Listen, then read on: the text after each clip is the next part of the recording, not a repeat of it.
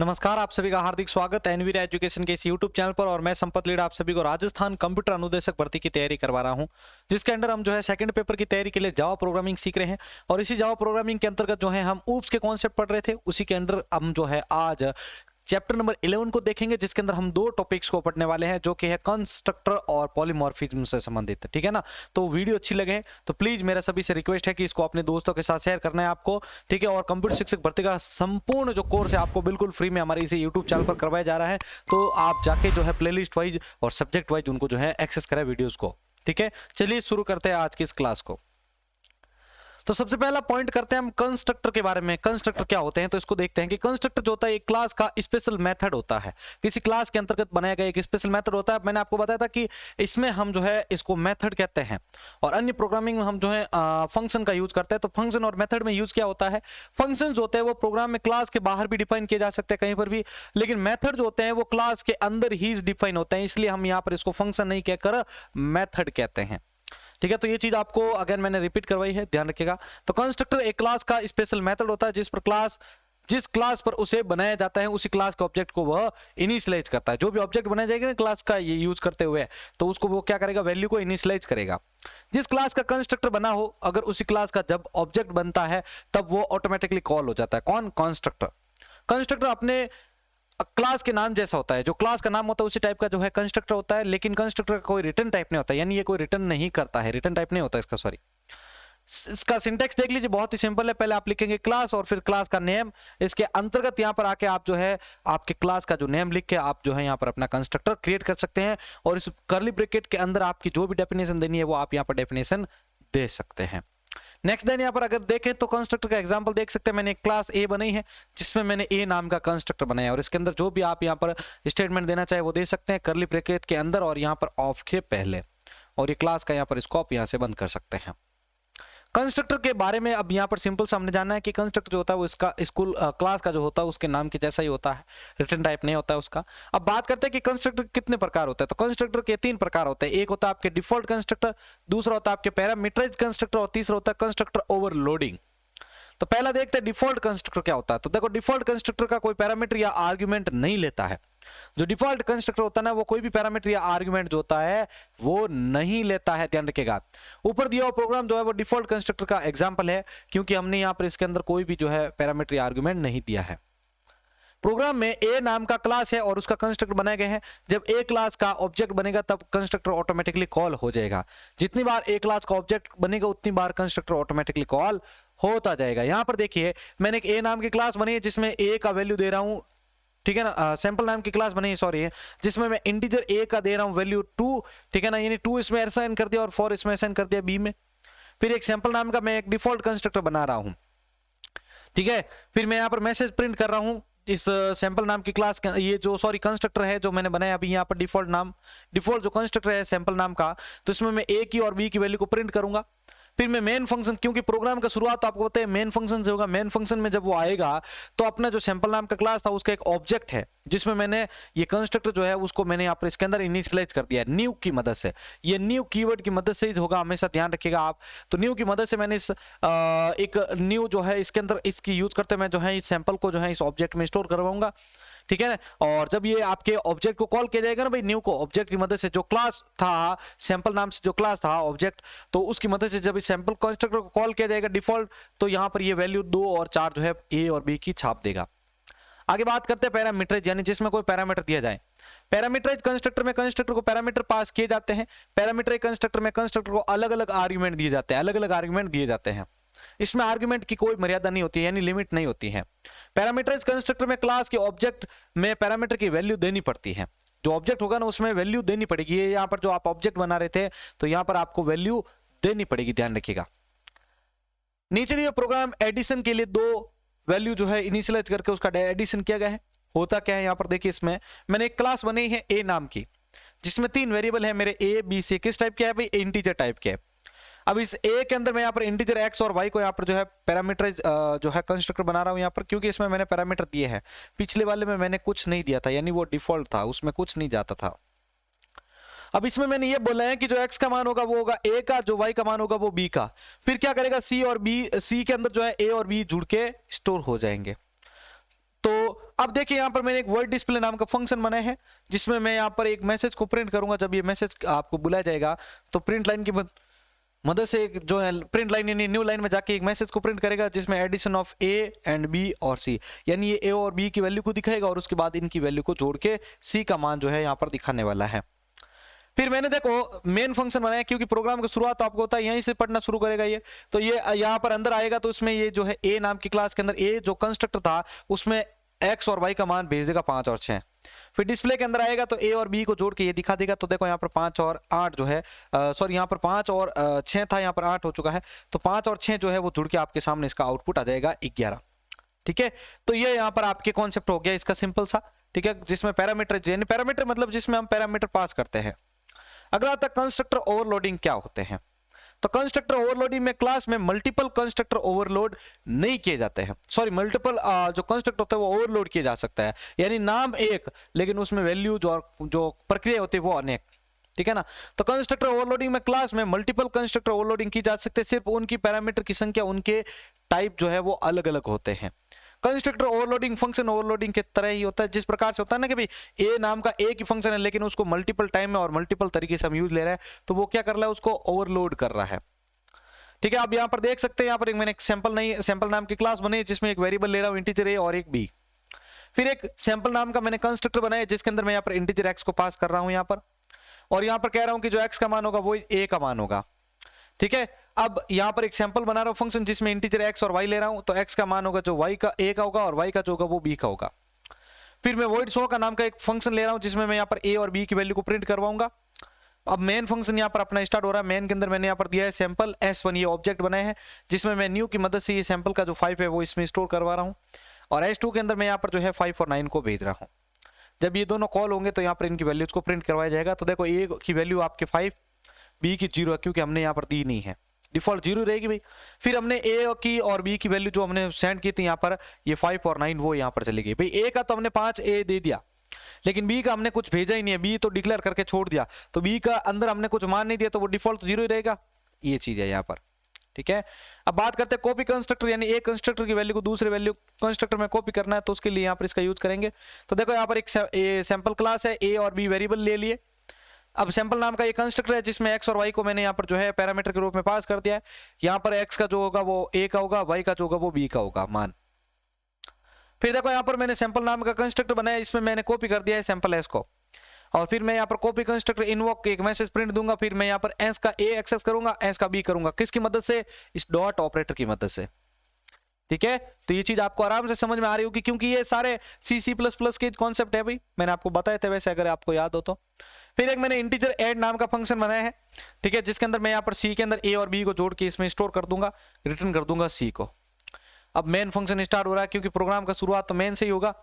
फिर एक सैंपल नाम की क्लास का एक ऑब्जेक्ट 1 बनाया है जिसमें मैंने यहाँ पर न्यू की मदद से सैंपल जो कंस्ट्रक्टर था उसका 2 और 10 यहाँ पर भेज रहा हूँ, 2 और 10 इसमें भेज रहा हूँ।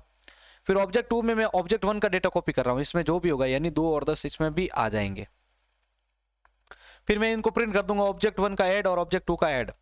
ठीक है, तो देखो यहाँ पर ऑब्जेक्ट 1 का जो है 10 और 2 जुड़ेगा तो कितना हो गया 12। फिर ये ऑब्जेक्ट 2 है जो इसमें कॉपी हो चुका है, 1 का वैल्यू जो है 2 में कॉपी हो चुका है तो इसका भी वैल्यू वापस यहाँ पर रिटर्न हो जाएगा 12। तो ये यहाँ पर कॉन्सेप्ट हो चुके हैं इसके बारे में। अब ये है कि कंस्ट्रक्टर और मेथड में फर्क क्या है। ठीक है, तो कंस्ट्रक्टर का नाम क्लास के नाम जैसा होता है, मेथड का कोई भी नाम हो सकता है। कंस्ट्रक्टर का जो नाम होगा वो हमेशा क्लास के नाम पर ही रखा जाएगा, और मेथड जो होता है उसका नाम आप कोई भी रख सकते हैं, जैसे अभी हमने वॉइड शो बनाए थे, ऐड बनाए थे, ऐसा। कंस्ट्रक्टर ऑब्जेक्ट बनाते ही कॉल हो जाता है, मेथड को कॉल करना पड़ता है। जैसे हम ऑब्जेक्ट बनाएंगे ना भाई, यहाँ पर ये देखिए, यहाँ पर जैसे हम यहाँ पर ये ऑब्जेक्ट बनाएंगे ना तो यहाँ पर ये स्वतः कॉल हो जाएगा कंस्ट्रक्टर जो भी बनाया हुआ होगा, लेकिन हमें जो मेथड होगा उसको अलग से कॉल करना पड़ता है। कंस्ट्रक्टर कोई वैल्यू रिटर्न नहीं करता जबकि मेथड जो है वह सभी वैल्यू रिटर्न करता है। ठीक है, तो ये चीजें इसमें थी आपके। अब बात करते हैं हम यहाँ पर compile and run time polymorphism क्या होता है। पॉलीमॉर्फिज्म यानी बहुरूपिया, ठीक है ना, नाम एक काम अनेक। तो देखो पॉलीमॉर्फिज्म जो होता है ये ऑब्जेक्ट ओरिएंटेड प्रोग्रामिंग का एक बहुत ही अच्छा फीचर है। एक ही रूप में अनेक रूप का होना पॉलीमॉर्फिज्म कहलाता है। तो ये किससे मिलकर बना भाई पॉलीमॉर्फिज्म, ये पॉली और मॉर्फ इन दो शब्दों से मिलकर बना है। Real life example for polymorphism, अब रियल लाइफ एग्जांपल यहाँ पर देख सकते हैं। रियल लाइफ में स्मार्टफोन की कई कंपनी हो सकती है, जब स्मार्टफोन इस्तेमाल किया जाता है तब उस मोबाइल में कई सारे फीचर होते हैं जैसे camera, calling, music player, video player आदि। मतलब यहाँ पर ये कहना है कि भाई आपका जो है स्मार्टफोन होता है, स्मार्टफोन के अंदर ये सभी फीचर्स तो होते ही रहते हैं, भाई कैमरा, कॉलिंग और म्यूजिक तो रहेगा। अब भले इसको चाहे माइक्रोसॉफ्ट को बनाओ तो भी ये चीजें इसमें रहेगी, चाहे सैमसंग बनाओ तो भी रहेगी, एप्पल बनाओ तो भी ये चीजें रहेगी उसके अंदर। ठीक है, तो ये चीजें यहाँ पर बतानी थी कि भाई देखो स्मार्टफोन जो है ये एक पॉलीमॉर्फिज्म है जिसको अलग अलग तरीके से यूज करती है, चाहे वो माइक्रोसॉफ्ट करो, सैमसंग करो या एप्पल करो, फीचर तो 3 नंबर है। अब एक एग्जांपल देख लेते हैं। यहाँ पर मेरे पास एक स्मार्टफोन नाम की क्लास है जिसमें मैंने यहाँ पर इंटीजर कैमरा लिया है और रिटर्न 0 कर रहा हूँ। यहाँ पर रिटर्न 0 क्यों? क्योंकि ये ओएस को बताएगा कि ये प्रोग्राम सक्सेसफुली रन हो रहा है। फिर एक मैंने माइक्रोसॉफ्ट एक्सटेंड स्मार्टफोन बनाया, यानी स्मार्टफोन का जो डेटा होगा वो माइक्रोसॉफ्ट में आ जाएगा। एक्सटेंड क्या होता है भाई? एक्सटेंड की मदद से हम जो है दो समान टाइप के जो फंक्शंस होते हैं, जो वैल्यूज होती है, उनको आपस में क्या करते हैं? मर्ज कर देते हैं, जोड़ देते हैं। ठीक है ना? तो इन दोनों क्लासेस को मर्ज कौन करेगा? एक्सटेंड जो है कीवर्ड वो करेगा। ठीक है, अब इस करली ब्रैकेट के अंदर मैंने यहाँ पर जो है इंटीजर कैमरा जो है यहाँ पर इंसर्ट करवा दिया है, यानी कैमरे की जो भी फैसिलिटी होगी वो माइक्रोसॉफ्ट में भी आनी चाहिए। फिर एक मैंने सैमसंग बनाया और स्मार्टफोन को यहाँ पर ले लिया, फिर एप्पल बनाया और स्मार्टफोन को ले लिया। मतलब क्या है? यहाँ पर मैंने एक बार ही स्मार्टफोन को क्रिएट किया और स्मार्टफोन को यहाँ पर जो है मल्टीपल जगह पर जो है मल्टीपल तरीके से यूज ले रहा हूँ। तो यही आपका गुण क्या कहलाता है भाई? पॉलीमॉर्फिज्म कहलाता है। ठीक है, तो ये सारे कॉन्सेप्ट है भाई, एक बहुत ईजी है। आपने अगर मेरे सी और C++ के कॉन्सेप्ट समझोगे तो आराम से आपके काम आ जाएगा। ठीक है, अब आगे बात करते हैं हम यहाँ पर कि रन टाइम पॉलीमॉर्फिज्म क्या होता है। ठीक है, अब कास्टिंग से संबंधित है ये। दिए प्रोग्राम में ए और बी दोनों क्लास लिए हुए, बी क्लास ए क्लास को इनहेरिट कर रहा है। दोनों ही क्लास में डिस्प फंक्शन का नाम जो है वो मेथड है आपका। ये मेथड है भाई आपका डिस्प नाम का। मैंने आपको बताया था कि जिसके आगे कर्ली ब्रैकेट है वो मेथड है। आखिर में पेरेंट क्लास के रेफरेंस वेरिएबल में चाइल्ड क्लास के ऑब्जेक्ट को रेफर किया जाता है। ठीक है ना? जो आपके पेरेंट क्लास होगी उस पेरेंट क्लास के डेटा को किस में भेजा जाएगा? आपके चाइल्ड क्लास में डेटा में भेजा जाएगा, पेरेंट का डेटा चाइल्ड में। सुपर क्लास के रेफरेंस वेरिएबल में डिस्प ये मेथड कॉल किए गए हैं। यहां पर कंपाइल टाइम पर उन दो क्लासेस के सेम मेथड में से कौन सा मेथड कॉल करना ये समझ नहीं आता है, इसलिए जेवीएम द्वारा इसे रन टाइम पर मेथड को कॉल किया जाता है। रन टाइम पर यानी जब प्रोग्राम रन होता है। जेवीएम क्या हुआ भाई? Java virtual machine. ठीक है ना? तो ये रन टाइम पर इसको जो है कॉल करेगा। अगला, अब यहाँ पर एक मैंने क्लास बनाई है ए नाम के, जिसके अंदर मैंने यहाँ पर void disp नाम से एक मेथड बना लिया है। क्योंकि क्लास के अंदर है इसलिए हम इसको मेथड कहेंगे, बाहर होता तो इसको फंक्शन कहते थे। तो इस डिस्प्ले के अंदर एक मैं मैसेज प्रिंट करूंगा क्लास ए। ठीक है, फिर मैंने क्लास बी के साथ मैंने ए को एक्सटेंड कर दिया, यानी बी के अंदर ए को यहाँ पर बुला लिया, इंसर्ट कर दिया, इंपोर्ट कर दिया। तो यहाँ पर ये डिस्प्ले को कॉल करेगा। डिस्प्ले में क्या है भाई? यहाँ पर ए का जो है वो मैसेज है। ठीक है, तो यहाँ पर मैं जो है यहाँ पर बी को मैसेज को प्रिंट कर दूंगा। फिर पब्लिक स्टैटिक वॉइड मैन लिया है, यहाँ पर स्ट्रिंग आर्गुमेंट मैंने जो है आर्गुमेंट लाइन पर जो पॉइंट दे दिया है। यहाँ पर मैं ए का एक ऑब्जेक्ट बना रहा हूं जिसमें मैं बी को यहाँ पर इसमें कर रहा हूं असाइन। ठीक है, फिर ए से मैं डिस्प को कॉल कर लूंगा, क्योंकि यहाँ पर कंस्ट्रक्टर नहीं बल्कि हम मेथड यूज ले रहे हैं तो यहाँ पर कॉल करना पड़ेगा। बाकी कंस्ट्रक्टर जो था वो ऑटोमेटिकली कॉल हो जाता था। तो देखिए यहाँ पर आपके सामने मैसेज आ जाएगा क्लास बी, क्योंकि वो ओवरराइड कर दिया भाई उसको। ए जो था ना उसकी जगह बी कर दिया भाई उसने क्लास बी में। यहाँ पर देखिए यहाँ पर क्लास ए था, यहाँ पर जब नीचे आया तो हमने इसको ओवरराइड करके क्लास बी कर दिया। ठीक है, अब बात करते हैं जावा में पॉलीमॉर्फिज्म के लिए कितने प्रकार है। तो जावा में पॉलीमॉर्फिज्म के लिए 2 प्रकार है, एक तो होता कंपाइल टाइम, एक होता रन टाइम। ठीक है ना? कंपाइल टाइम पर जो काम करेगा वो कंपाइल टाइम, और प्रोग्राम के रन होने के टाइम जो काम करेगा वो होगा रन टाइम। तो पॉलीमॉर्फिज्म के दोनों प्रकार आपको मैंने बता दिया। अब देखिए कंपाइल टाइम पॉलीमॉर्फिज्म क्या होता है। तो देखिए कंपाइल टाइम पॉलीमॉर्फिज्म को स्टैटिक पॉलीमॉर्फिज्म कहा जाता है। स्टैटिक मतलब क्या होता है? देखो स्टैटिक और डायनेमिक क्या होता है समझ लेना रे। स्टैटिक और डायनेमिक क्या होता है समझ लेना इसको। देखो स्टैटिक का मतलब होता है जो चीजें कंपाइल होने के दौरान घटित होती है, वे इंसिडेंट जो कंपाइल टाइम पर घटित होते हैं उनको बोलते हैं स्टैटिक। यानी रन होने से पहले जितना भी ऑपरेशंस होता है वो होता है स्टैटिक। जो ऑपरेशंस प्रोग्राम के रन होने टाइम जो है मतलब कंपाइल टाइम के बाद रन होने के टाइम घटित होते हैं वो होते हैं डायनेमिक। ध्यान रखिएगा, ये आगे से ध्यान रखना है आपको। तो ये यहां पर कह रहा है कि पॉलीमॉर्फिज्म भी कहा जाता है। यहां पर मेथड ओवरलोडिंग होता है जिसमें एक ही प्रकार के मेथड के नाम और उनके पैरामीटर और उनके पैरामीटर के अलग अलग टाइप हो सकता है, लेकिन नाम उसका एक ही रहेगा। ठीक है, तो यहां पर देखिए मैंने यहाँ पर सैंपल नाम की क्लास बनाई है। मैंने यहाँ पर वॉइड पब्लिक वॉइड और डिस्प्ले नाम का एक मेथड बना दिया है जिसके अंदर मैं यहाँ पर इंटीजर एक्स और वाई को पास कर रहा हूं। फिर मैं एक्स और वाई का मान प्रिंट कर दूंगा प्रिंट लाइन की मदद से। ठीक है भाई, यहाँ पर मैं जो है एक पब्लिक वॉइड डिस्प नाम का फंक्शन बना रहा हूँ जिसमें मैं x को यहाँ पर पास कर रहा हूँ। देखो यहाँ पर डिस्प में मैंने x और y को पास किया था, यहाँ पर वॉइस डिस्प यूज कर रहा हूँ, लेकिन इसमें इस बार मैं x को ले रहा हूँ। तो मतलब क्या है, यहाँ पर मैं डिस्प को कॉल कर रहा हूँ लेकिन उसको अलग अलग तरीके से यूज ले रहा हूँ। तो ये क्या है, आपका मेथड ओवरलोडिंग है। ठीक है, अब देखिए यहाँ पर system dot out dot print लिया, यहाँ पर मैं वैल्यू x में यहाँ पर x को प्रिंट कर दूंगा। ठीक है, और यहाँ पर जो है मैं एक मेन फंक्शन के अंतर्गत देखिए यहाँ पर आपके सैंपल नाम की क्लास का एक ऑब्जेक्ट बना रहा हूँ एस में, जिसमें मैं न्यू की मदद से इस मेथड को इसमें असाइन कर रहा हूँ। और डिस्प में मैं यहाँ पर 5 और 7 को भेज रहा हूँ, दूसरे डिस्प में यहाँ पर 7 को भेज रहा हूँ। ठीक है, तो 5 और 6 को भेज दिया, दूसरे में क्या भेजूंगा 7। तो देखो 5 6 तो वो पहली बार में x और y का मान छप जाएगा, दूसरी बारी में x का मान क्या छपेगा, आपके 7 छपेगा। अगला बात करते हैं रन टाइम पॉलीमॉर्फिज्म क्या था। तो रन टाइम पॉलीमॉर्फिज्म में जेवीएम द्वारा मेथड को रन टाइम पर कॉल किया जाता है। मेथड ओवरराइडिंग जो होता है ये रन टाइम पॉलीमॉर्फिज्म का एक खास उदाहरण होता है। ओवरराइडिंग क्या होता है, पहले जो डेटा था उसको क्लियर करो, उसकी जगह दूसरा नया डेटा डाल दीजिए। तो यहाँ पर क्या है भाई, आपके क्लास ए है जिसमें मैं यहाँ पर डिस्प नाम का फंक्शन बना रहा हूँ, मैं यहाँ पर क्लास ए का मैसेज जो है वो प्रिंट कर रहा हूँ। फिर मैंने क्लास बी लिया और एक्सटेंड कर दिया ए को, यानी ए का डेटा बी के साथ मैंने जोड़ दिया है। फिर मैंने क्या किया है कि इसी डिस्प फंक्शन को ओवर बुलाया और इसमें ओवरराइड कर दिया, ए को यहाँ पर हटा के इसकी जगह मैंने बी को कर दिया है।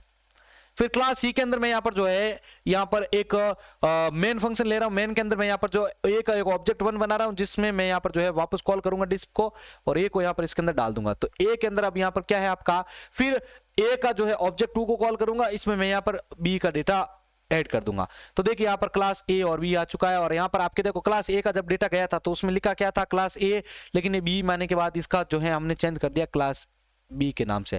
क्लास ए आया था इसमें, लेकिन उसको हटा के हमने क्लास बी कर दिया, वो आपको आउटपुट में भी मिला है यहाँ पर, ये देखिए। तो ये आज की क्लास थी भाई, जिसके अंदर हमने कंस्ट्रक्टर और पॉलीमॉर्फिज्म क्या होता है उसके बारे में जाना है। तो एक बार अगेन मैं जो है इसको रिपीट कर लेता हूं, उससे पहले आप एक बार वीडियो को जल्दी से लाइक कर दीजिए। चलिए भाई, आशा करता हूं आपने लाइक कर दिया। अब मैं आपको एक बार फास्टली इसको रिपीट करता हूं। कंस्ट्रक्टर मतलब क्या होता है, कंस्ट्रक्टर एक प्रकार के मेथड ही होता है, लेकिन ये हमेशा क्लास के नाम पर बनाए जाते हैं। क्लास और मेथड में क्या अंतर होता है, कंस्ट्रक्टर और मेथड में क्या अंतर होता है, सॉरी। तो इसमें ये होता है कि कंस्ट्रक्टर जो होता है वो हमेशा क्लास के नाम पर बनाए जाते हैं, ठीक है, और ऑब्जेक्ट जो होते हैं, सॉरी, मेथड जो होते हैं वो आपके किसी भी नाम के हो सकते हैं। दूसरा एक और मैंने बताया था कि कंस्ट्रक्टर जो होता है वो ऑब्जेक्ट बनाते ऑटोमेटिकली कॉल हो जाते हैं, लेकिन मेथड को मैंने अभी आपको एग्जाम्पल भी बताया था कि हमें कॉल करना पड़ेगा। उसके बाद हमने देखा था पॉलीमॉर्फिज्म। तो पॉलीमॉर्फिज्म क्या होता है भाई, आपके एक ही नाम से हम मेथड बनाते हैं लेकिन उसका यूज अलग अलग टाइप से करते हैं, उसको बोलते हैं हम पॉलीमॉर्फिज्म। यानी एक ही नाम लेकिन काम अनेक, नाम एक काम अनेक। ये ट्रिक अगर आपको याद रहेगी तो पॉलीमॉर्फिज्म याद हो जाएगा। इसी के अंदर हमने जो है मेथड ओवरलोडिंग भी पढ़ा था। मेथड ओवरलोडिंग मतलब जिसमें हम नाम का यूज करते हुए जो है उसको एक अलग अलग टाइप जो है वैल्यू देकर उसको रन करवाएंगे। स्टैटिक और डायनेमिक के बारे में भी बताया था आपको, कंपाइल टाइम और रन टाइम में। तो कंपाइल टाइम मतलब जो इंसिडेंट्स होते हैं वो कंपाइल टाइम में घटित होते हैं, तो वो कंपाइल टाइम में आ जाएंगे। प्रोग्राम के रन होने के दौरान जो भी इंसिडेंट जो भी घटित होंगे वो हो जाएंगे आपके रन टाइम, ठीक है। तो एक सिंपल सा कॉन्सेप्ट की तरह आपको मैंने समझा दिया इस चीज को। अगर वीडियो अच्छी लगी तो प्लीज इसको अपने दोस्तों के साथ शेयर कीजिएगा। इसी प्रकार पढ़ते रहें, मस्त रहें। जय हिंद, जय भारत।